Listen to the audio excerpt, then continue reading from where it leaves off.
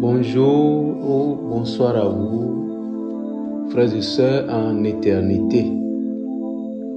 Nous sommes très contents de communiquer avec vous une fois encore, où que vous soyez, dans n'importe quelle partie de la planète Terre.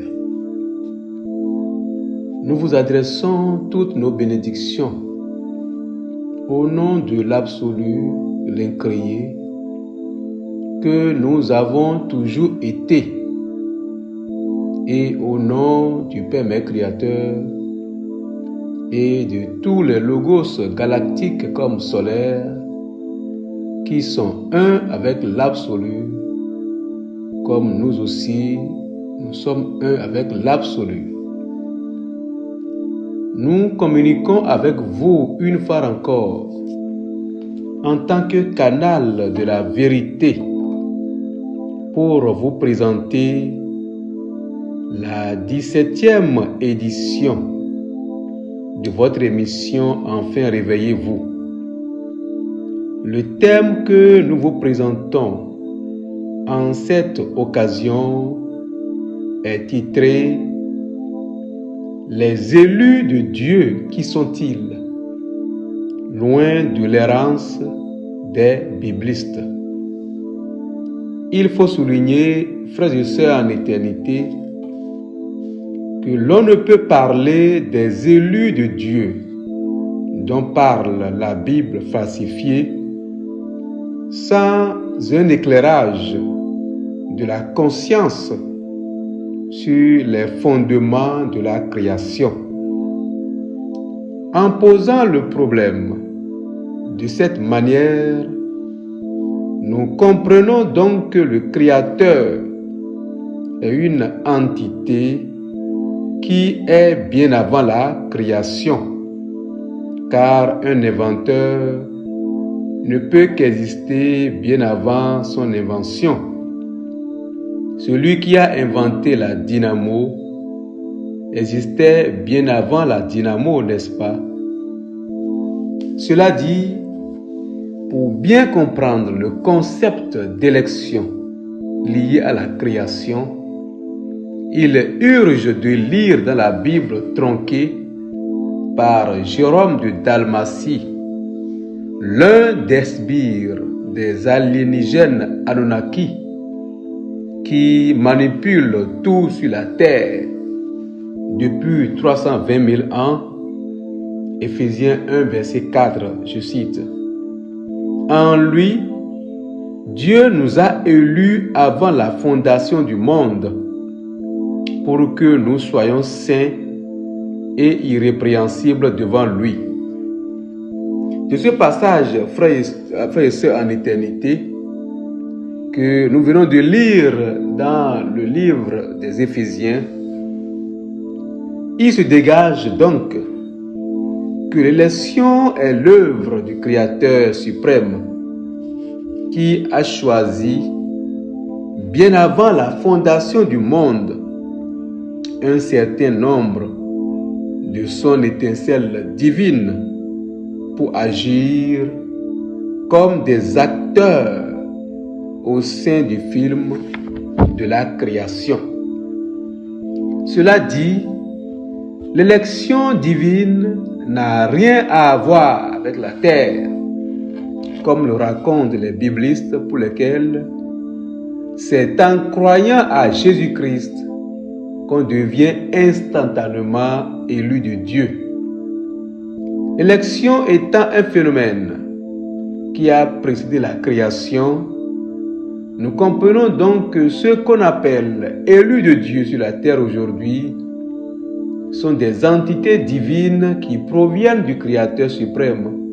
En un mot, ce sont des êtres divins qui sont avant la création et qui ont été élus parmi d'autres entités divines pour faire partie de la création. De ce point de vue, si nous voulons parler dans une logique de la compréhension humaine, nous dirons que la création a été donc pensée par un Créateur suprême qui a donc en lui-même un certain nombre d'entités qui ont décidé volontairement de participer à la création. C'est ainsi que tous ces êtres divins volontaires furent regroupés en une entité unique que l'on appelle le Père Mère Créateur, qui est l'entité divine qui va gérer la création du début jusqu'à la fin.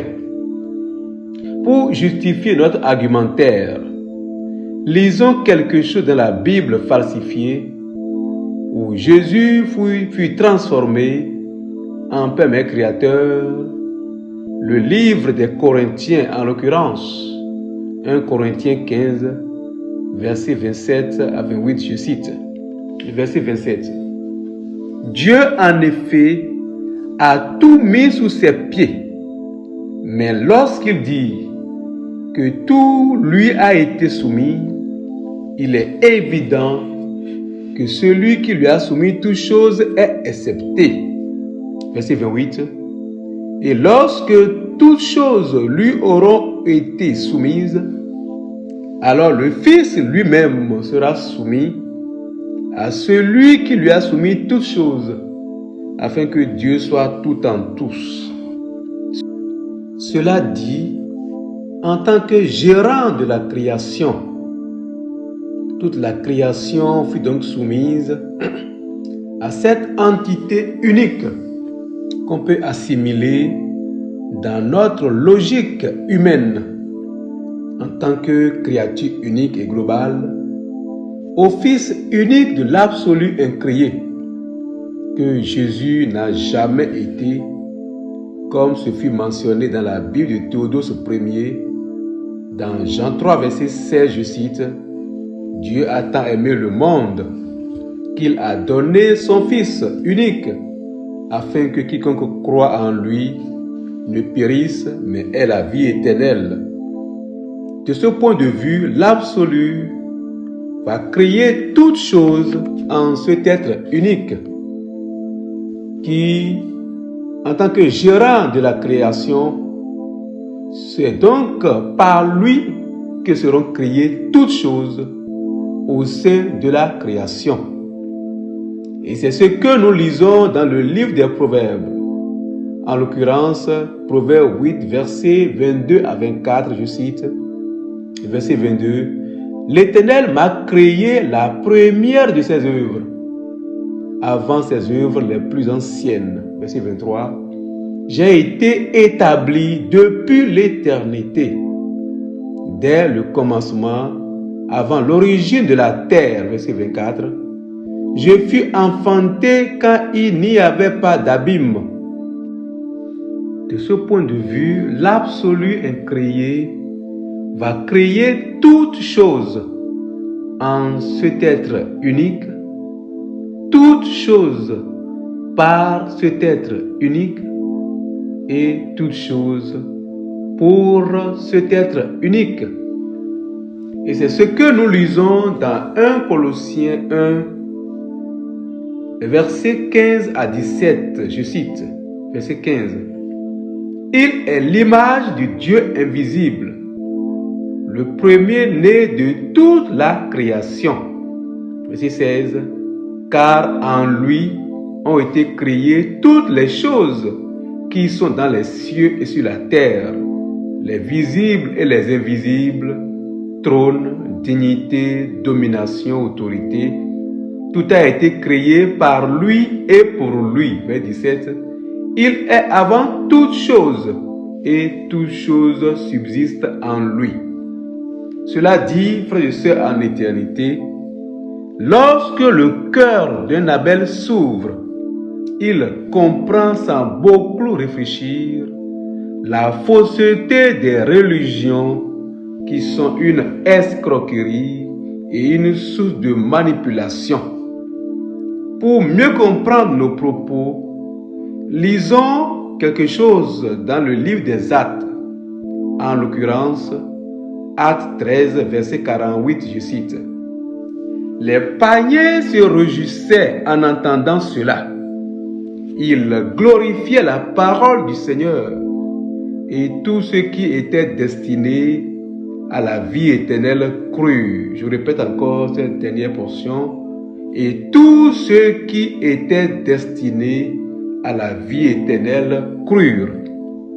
De ce verset que nous venons de lire dans le livre des Actes, nous comprenons donc que la croyance en la vérité de qui nous sommes est une affaire de prédestination et n'a rien à voir avec le mensonge planétaire qui nous a emprisonnés depuis 320 000 ans. Plus clair, qu'est-ce que donc la croyance?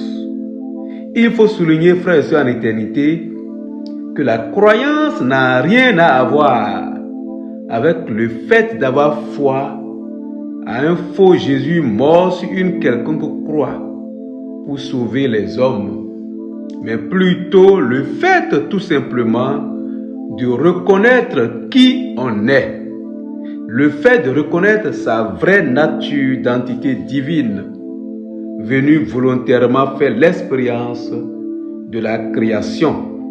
En un mot, le fait d'être un Abel au milieu donc des Caïns.